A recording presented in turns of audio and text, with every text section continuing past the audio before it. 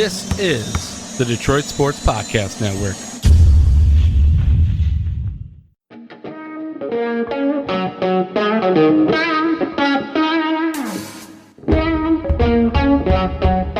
The biggest icon in podcasting.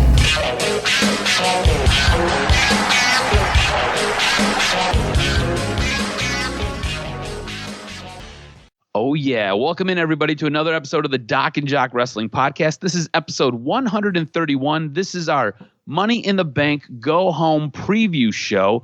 On today's episode, we are going to be discussing what's going on with Becky Lynch and her Hollywood ties. A 25-year-old wrestler says that he may never wrestle again.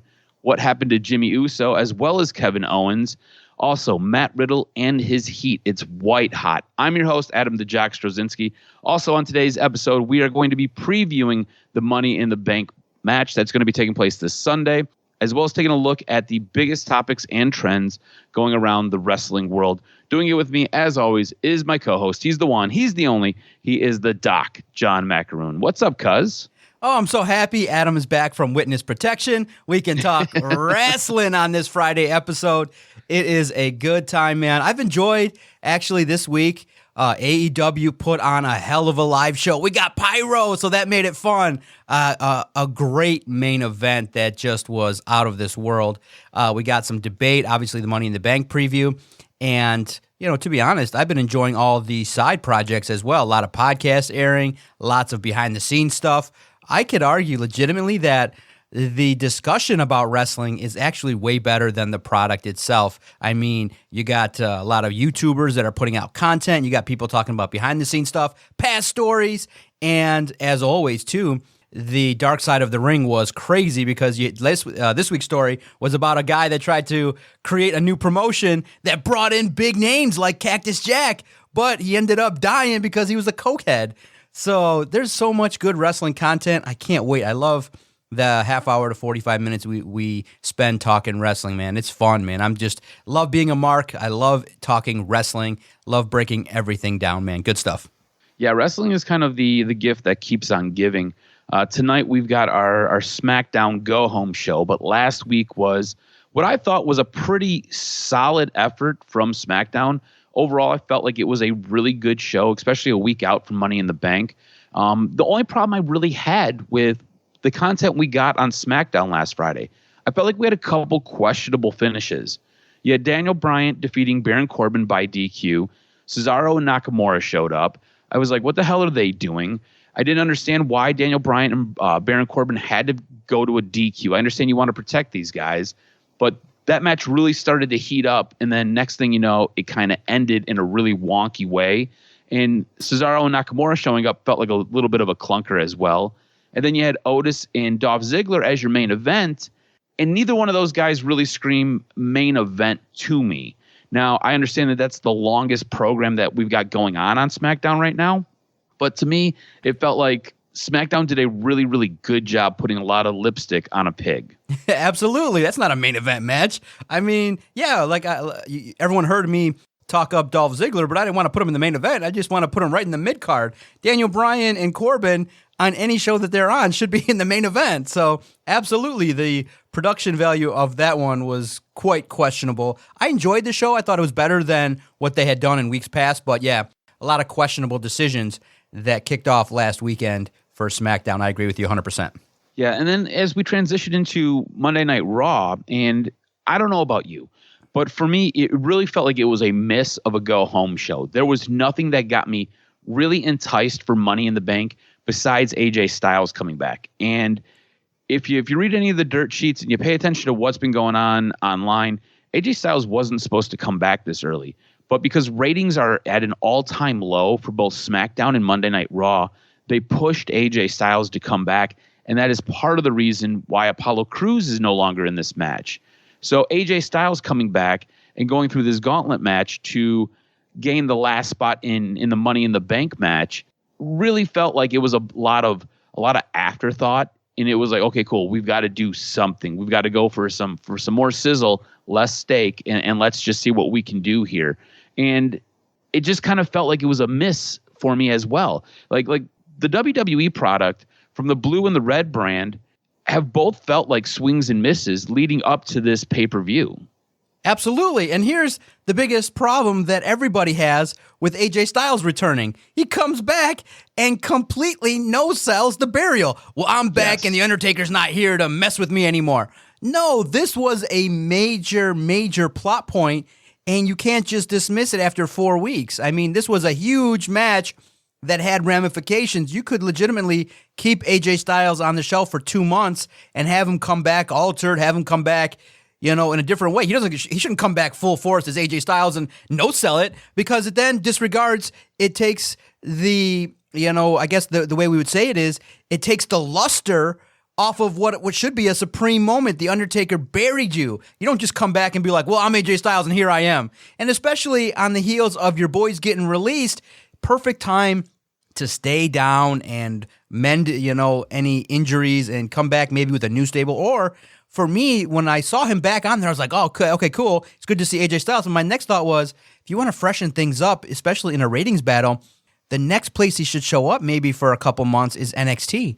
Show up there, maybe get into a nice 6-month feud with Finn Balor. That would be the money feud. You could, start the process of laying the weeds of, AJ Styles shows up on NXT. He befriends Finn Balor, helps Finn get to the top of the mountain, only then to have a Shawn Michaels Rockers-esque turn. And then you could kick off the next 8 months of programming off of all the backstory, reliving the match that they had a couple years ago. You just brought him back and you threw him into Money in the Bank, which is fine. I mean, he's a main event guy, but it just appears like you said, it's a ratings ploy to get a guy that you need in the Money in the Bank.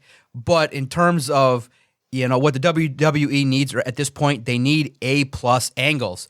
And they got a lot of B- angles. And the B- angles are reflective of why the ratings are bad. And it doesn't take rocket science to go, AJ Styles, what do we do with him? Oh, let's not put him in the Money in the Bank and not have him cut that promo. You should have said, look, just come in there and, maybe be off just a little bit, sell some things that you're a changed guy, that something's off because of the impact. But they did not choose to go that route. And hence, that's why you're hearing a lot of complaints on the dirt sheets. Yeah, the whole burial in the graveyard match, it really is a chance for you to, if you're a character and you lose that match, come on, let's be honest. Going into that match, you pretty much know you're going to lose that match. It's The Undertaker, it's WrestleMania. It's what it is, right? It's a chance for you to revive your character, to refresh your character, to come back with something new. Instead, you got the same old AJ Styles, which there's nothing wrong with that. It's just, like you said, it takes the luster, takes the believability of essentially everything that has been crammed down our throats for the last 30 years with The Undertaker. So it does a huge disservice to your product. Now, you brought up NXT, and I'm not sure if you took in any NXT this week, but you did get a great entrance from Killer Cross, so he's now in the mix. Finn Balor looked really good. But the one thing I took out of this show is that I believe Velveteen Dream will be the one to dethrone Adam Cole. Absolutely. I think. Yep, you're seeing the fast track. Yep. Whenever the time comes, and Velveteen Dream's going through his own little bit of legal issues, but when the time comes for Adam Cole to drop the NXT title, I believe it will be to Velveteen Dream. I thought this was a really fantastic television main event. I thought it was a good match. I like the way that it ended because you protected both guys. It worked out really, really well. And this sets up for whatever's going to come next. There's going to be another match. And I don't know if Velveteen Dream takes the title off Adam Cole then, but whenever Adam Cole is going to drop that belt, it will be to Velveteen Dream. Do you think he's worthy? Is his time approaching where he needs to get that push? Is he the right guy? I absolutely believe so. The thing is, it's kind of this weird area here where you've got Adam Cole, who has held the belt for so damn long. I think it's time to now make a new star. Adam Cole is great. Adam Cole is so established. He doesn't need a belt to be a star. So what can you do? Velveteen Dream is a star, but you can really elevate him and get him to that next level by having him take down Adam Cole. And we've talked about this before. There is a lot to be said about the chase. So Adam Cole chasing for the championship title, or Adam Cole trying to get his title back, there's a lot of storyline that you can do there. So I think at some point in the very near future, Velveteen Dream will be your NXT champion. Yeah, I could see it. I'm of the opinion that he's a burgeoning star that could definitely have a nice run in NXT, and he would probably draw.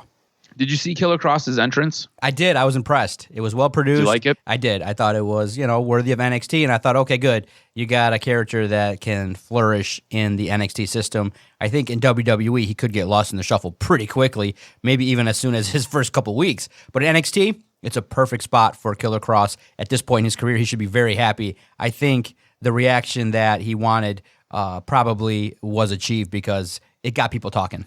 Yeah, most definitely.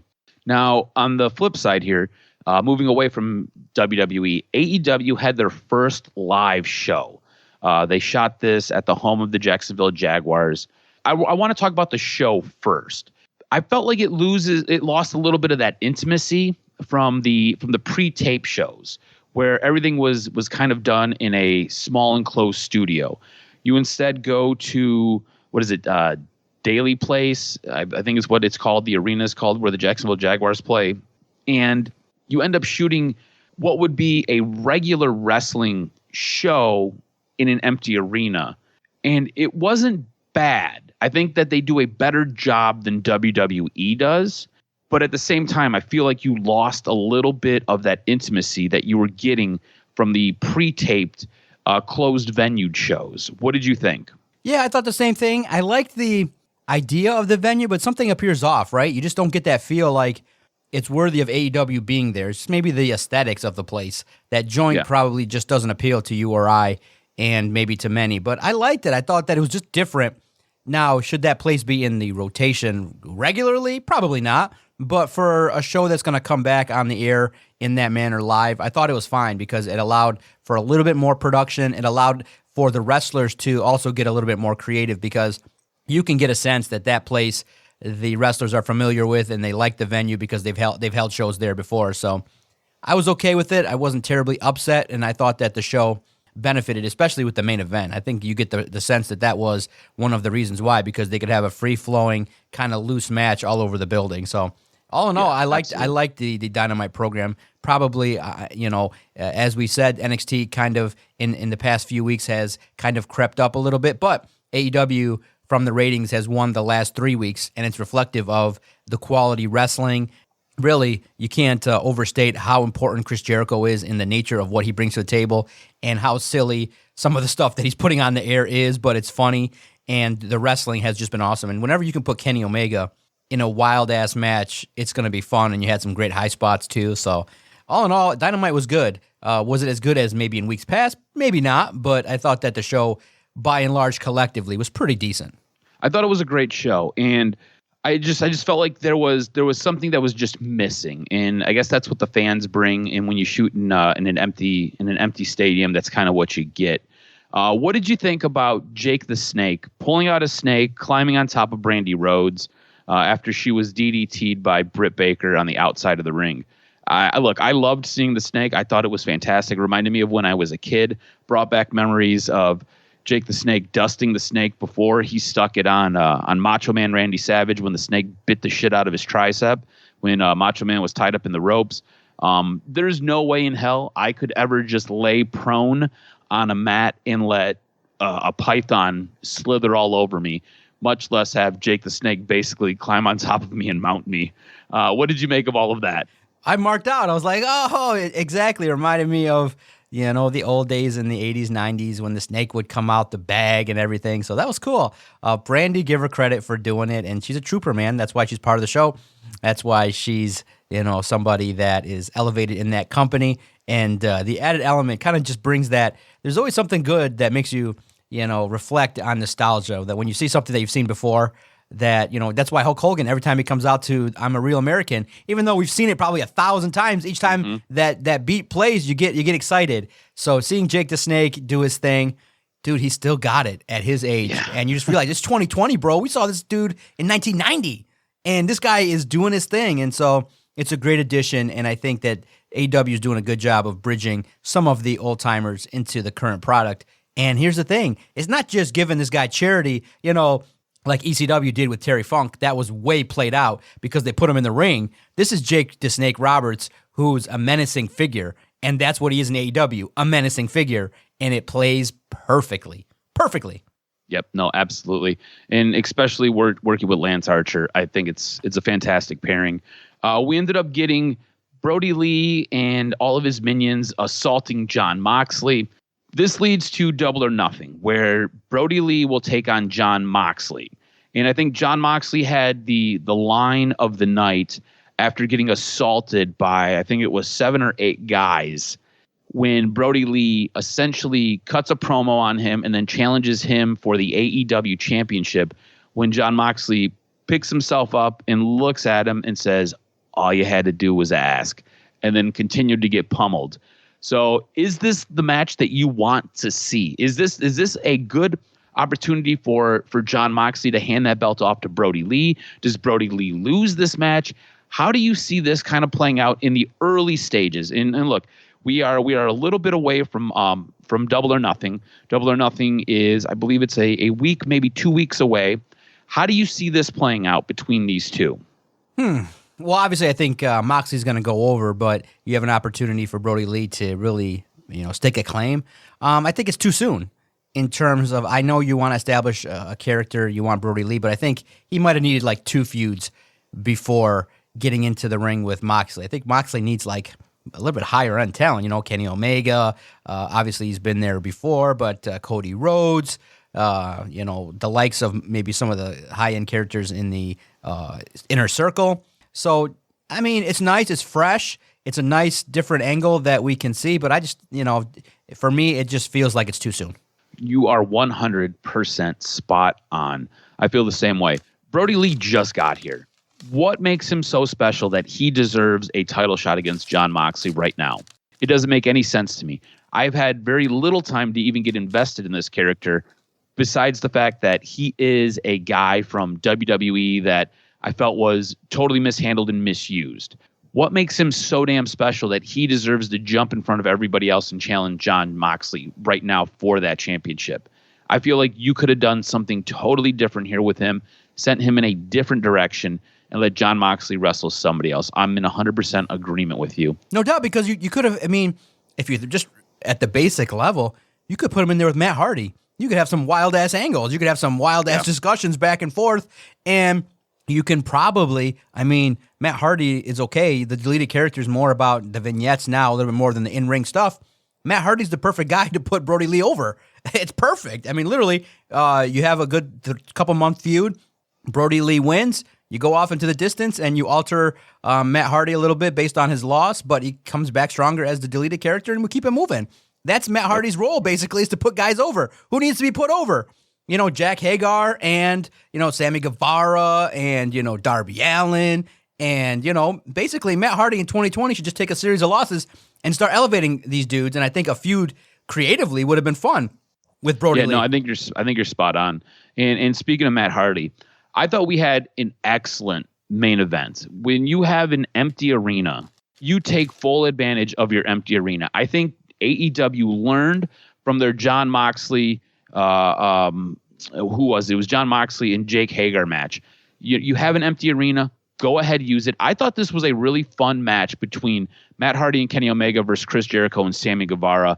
And the 3 out of the 4 names there are wrestling royalty at this point. So why the hell wouldn't it be a great match? You had Matt Hardy climb a ladder, go all Matt Hardy version 1.0 before he jumps through a table with Sammy Guevara laid out on it and ends up resulting back into the broken character. I thought it was great. Kenny Omega climbs all the way up on top of a scissor lift and does a crazy backflip off of it. I thought this was a fantastic match. I thought it was highlighted by Matt Hardy getting into the golf cart, stalking down Chris Jericho to clip him, then turning it around with Kenny Omega in the car to then chase down Sammy Guevara and run him over with the golf cart. I thought it was a fantastically fun match. This is what pro wrestling is. Yes. As I watched this unfold, out loud I said, pro wrestling is basically taking what you wanted to do as a little boy and then having the ability and the okay to go ahead and act on all of those impulses. That is what pro wrestling is. And that's what we got in this main event. I thought it was fantastic. This was a great way to close this show and to help build out what we're going to get at Double or Nothing with this feud between the Being Elite and Matt Hardy versus the Inner Circle. I thought this was a fantastic main event. Fantastic main event. Highlighted by a lot of great spots, good storytelling, and like you said, quality use of the arena. So all in all, it was very good. I want to get your sense of this because SI.com had an opinion piece and was kind of observing that some people are upset that Kenny Omega is not a main event player and feel like he's being underutilized. So I want to ask you, because the response from Kenny Omega was, look, it's going to happen, but we're going to take this as a slow build.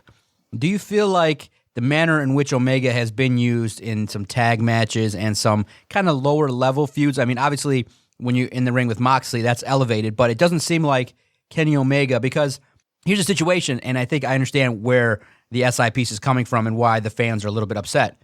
Kenny Omega is the biggest star in the company. Like, he's a star. It's Kenny Omega, but in AEW, he's kind of in the upper mid-tier, and it doesn't fit because it's kind of unusual when you see a bona fide star that comes in from Japan that everybody knows that's had world-class feuds and matches that's like, okay, he got offered a deal with WWE and he almost, took that opportunity, but he aligned with his friends. But Kenny Omega's a star. Kenny Omega's not a bit player. Kenny Omega, really tagging with Matt Hardy is kind of unusual, in the sense of how this should go. And so some people are like, okay, you're misusing Kenny Omega maybe in a time when your company could put him right there again in a main feud and send him to the moon. But it's going to happen, but it's just going to take a slow-ass time. You agree with that? And the way in which Kenny Omega has been utilized, I think that's probably the most discussed thing right now in AEW in terms of where a talent ranks on the card. I think it's an accurate assessment of where he's at, but I don't mind it. So what is AEW? AEW is supposed to be counter WWE, right? WWE, you have big name guys that hog all the spotlight. Kenny Omega is a guy who helped lay the foundation for this place. And he realizes that you can really only have a limited number of guys at the very, very top, because otherwise you're just going to keep everybody else down. He has no problem taking that step back and, like you said, working in that mid card, probably that upper mid card, and really help elevating guys. Like, who the hell is Sammy Guevara? Like, unless you're like a huge indie honk, you have no clue who the hell Sammy Guevara is.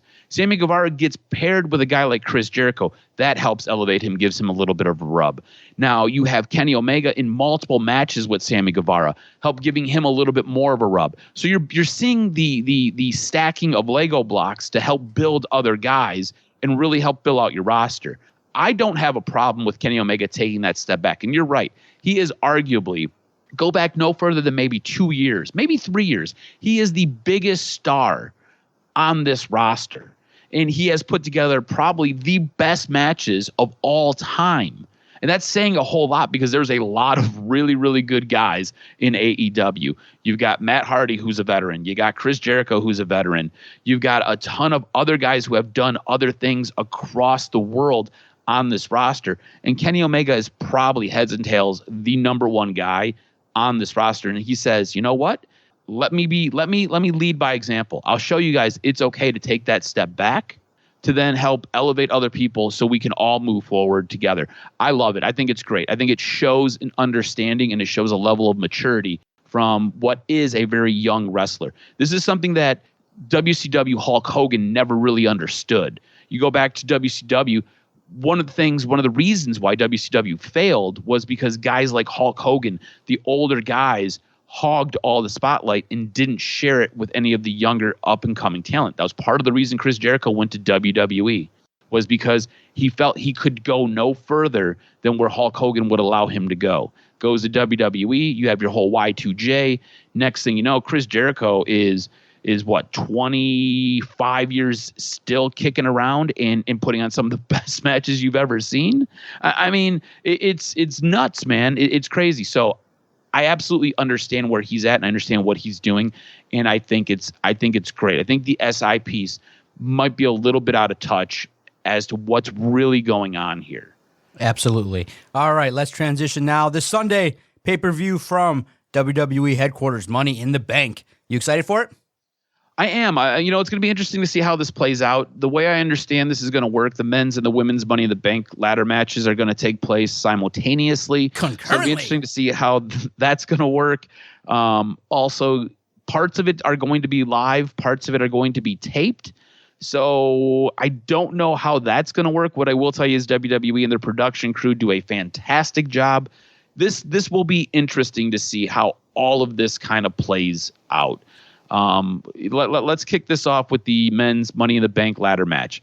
You've got AJ Styles, who on Monday won his spot into this match. You've got Daniel Bryan. Those are probably the two biggest names. Then you've got Otis, you've got Baron Corbin, Rey Mysterio, and Aleister Black. Which one of these guys benefits the most by winning this? I'm so torn because I legitimately could see AJ Styles winning it.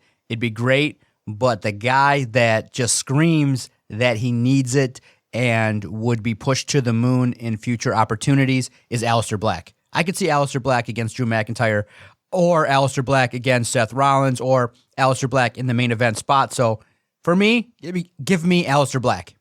See, I'm in a similar spot as you, right? So it's not AJ Styles, it's not Daniel Bryan. I think we both believe those guys would do excellent things with the briefcase. They don't need it. But they don't need it. And I think Otis is maybe a little bit too new, a little bit too green. He's got things going on with Dolph Ziggler. I like where he's at. Rey Mysterio is here because he does a bunch of flippy shit, and he is here to put guys over. So it comes down to Baron Corbin and Aleister Black for me. And I really wanted to go Baron Corbin on this, but I believe Baron Corbin's won this once before. Yeah, exactly. So in that case, it leaves me with only Aleister Black, who I'm going to give the nod to as well. Absolutely. Now, women's Money in the Bank ladder match. We've got Carmella, Shayna Baszler, Nia Jax, Asuka, Dana Brooke, I have no idea how she made it in, and Lacey Evans. Who do you think wins this match? Well, obviously a lot of people definitely need it. I think Asuka, Lacey Evans, definitely Carmella could get another chance at it. But in terms of who's the most worthy, there's one name that stands out. Of all the names, Shayna Baszler, she's got to win it. If she doesn't win it, you've now wasted an opportunity to have a massive debut, and you've just basically killed a character. Shayna Baszler has to win it. If another name comes across the sheet and it's not her, then something is terribly wrong in the company. So, again, in a similar thought process here, right? Carmella's already won it once. She probably needs it the most because I have no idea what the hell's going on with her career right now. It feels like it's a little bit on life support. It looks like she's going to be paired in a tag team coming up in the near future. Dana Brooke, again, I don't know how she made it in here. I think she was one of the only wrestlers who were available to wrestle. So they're like, cool, let's throw you in. Lacey Evans, I could see winning this because she's done a lot of really good things, and her cashing in would be awesome. Woo-woo. Now, the thing that is a little bit funny to me is if you watched Raw this week, it felt as though the Raw commentating team really tipped their hand as they said Becky Lynch will show up next week on Monday Night Raw to confront whoever wins the Money in the Bank. So leads me to believe that it is going to either be Shayna Baszler, who you've already made the case for, Nia Jax, who I don't think any of us want to see, but there's a storyline there as Nia Jax punched Becky Lynch in the face, and essentially we've got our man character from that moment. Or Asuka, who Becky Lynch and Asuka have already wrestled. Now, what I will tell you is Asuka, reading the tea leaves, is set for a big push. That being said, I'm going to go with Asuka to win this match. Nice. Okay. My Right, daughters would love it if Asuka win. My daughters are they're huge Asuka marks. They love her music, and they can ease. And I think that really the only reason why is they can take blankets and perform her entrance. Awesome. You should start tweeting some of those videos out. Yeah, it's funny, huh?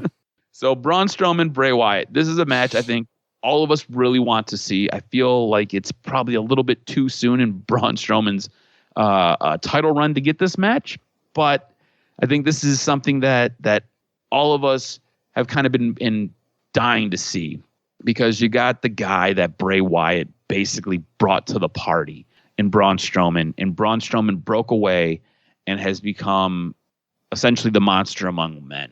I would love it if Braun Strowman won this match. That being said, I don't think it does anything for Bray Wyatt if Braun Strowman wins this match. And I don't know if Braun gets hurt if Bray wins this match. So reluctantly, I'm going to say Bray Wyatt wins this. Ooh, this could be the one that determines this this championship. I think I got to stick with Braun Strowman because of the fact that Bray doesn't need the belt. And could you really have Braun Strowman be a transitional champion this soon into his first reign? I could see it, but I'm going to go with Braun Strowman. Let me ask you this. Is it Bray Wyatt wrestling as Bray Wyatt, or is he wrestling as The Fiend? Ooh. He's wrestling as The Fiend, right? I believe so, but... okay, so can I put this caveat on this? Because if he wrestles as Bray Wyatt, Braun Strowman's going to win this. Okay. If he wrestles as The Fiend, I think The Fiend wins this. Yeah, understood. I think that, either or, I think Braun Strowman needs it. I mean, you can't have a monster among men and have him have a one feud situation. You just can't. You got to have some kind of gimmick. I could see a no finish, but for me, I got to go with Braun Strowman. I don't see it yet. Okay. So I just want to be clear. I'm going to say Braun Strowman if it's versus Bray Wyatt. I'm going to say The Fiend if it's versus Braun Strowman because I'm unclear as to which character we're getting. Is that okay? No doubt. Okay. For the WWE Championship, Drew McIntyre versus Seth Rollins. I don't see any way you take this belt off of Drew McIntyre. No doubt. We don't have to talk much about it. It's going to be a good match, quality. Seth Rollins will put him over and will become a darker character even more. So give me Drew McIntyre. Love it. SmackDown Women's Championship, Bayley versus Tamina. Bayley. Bayley. No chance. I don't even know what the hell's going on here. SmackDown Tag Team Championship. We've got a fatal four-way match. And I've got some news as to how the Forgotten Sons found their way into this match during the news and notes segment. But recently called up NXT tag team, the Forgotten Sons, Lucha House Party, The New Day, and Miz and Morrison battling for the SmackDown Tag Team Championship. Who do you have?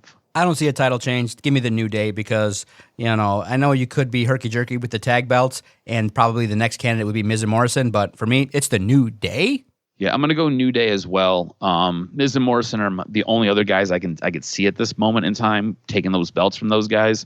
Forgotten Sons have gotten a nice little push, but I think it's just a little bit too soon. Just to kind of recap everything, this is what we've got going on. Both Doc and Jock have Aleister Black winning the men's Money in the Bank match. Doc has Shayna Baszler winning the women's Money in the Bank match. Jock has Asuka. Braun Strowman, Bray Wyatt gets a little bit wonky. So we both have Braun Strowman winning if he faces Bray Wyatt. Jock has The Fiend if he faces Braun Strowman. WWE Championship. We've got Drew McIntyre versus Seth Rollins. Drew McIntyre all day. SmackDown Championship. No clue how Tamina made her way into this match. Bayley wins this going away. I see this being probably a 5-minute match. SmackDown Tag Team Championships. We both have New Day. Prediction results. We are tied at 3. So one of us should be walking away with the lead here after the end of Money in the Bank. Hit me with this week's professional wrestling news and notes. Give me the best 3 or 4 stories that you found this week. So Kevin Owens hasn't been seen on Raw since the Raw after Mania 36, where he jumped off the WrestleMania sign and landed on Seth Rollins, who was sprawled out on an announcer's booth. That spot may have led to an ankle injury, which has sidelined him. He's waiting to get an x-ray to determine whether he suffered a fracture or a sprain of his ankle. He lives in Canada, so he kind of gets bumped to the back of the line. More injuries coming out of WrestleMania tapings. It sounds like Jimmy Uso also hurt his knee during the taping and will be sidelined 6 to 9 months. That's why they're not in the tag team championship match. Lio Rush on Twitter teased that he may never wrestle again. The 25-year-old came to prominence as a singles competitor in ROH, then moved to NXT, where he was called up as Bobby Lashley's mouthpiece, only to garner a lot of heat backstage and get sent back down to NXT. And then he was released on Black Wednesday, which was roughly 3 weeks ago or so. In Hollywood news, Becky Lynch will be part of the Marvel Universe. At this time, it's unclear what her role will be or which movie she'll be in, just that she has been selected to play a role. During an interview with Sportskeeda's Gary Cassidy, Matt Riddle discussed his alleged backstage heat and how Vince McMahon feels about it when he said, "Do I have heat with WWE or NXT or the people that run the show? No. Do I have heat with some people who think I'm disrespectful at times because they don't understand how business works? Yes. Do people take things too seriously? Yes. He continued and said, I was in Vince McMahon's office just 3 weeks ago before this thing broke out.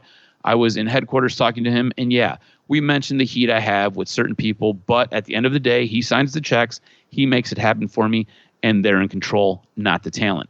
If employer's happy and I can make them money and make them a profit and I'm worth my weight and I'm pulling my weight, I don't see a problem. To answer your question, yes, some people I have heat with, but most of it's just high school caddy.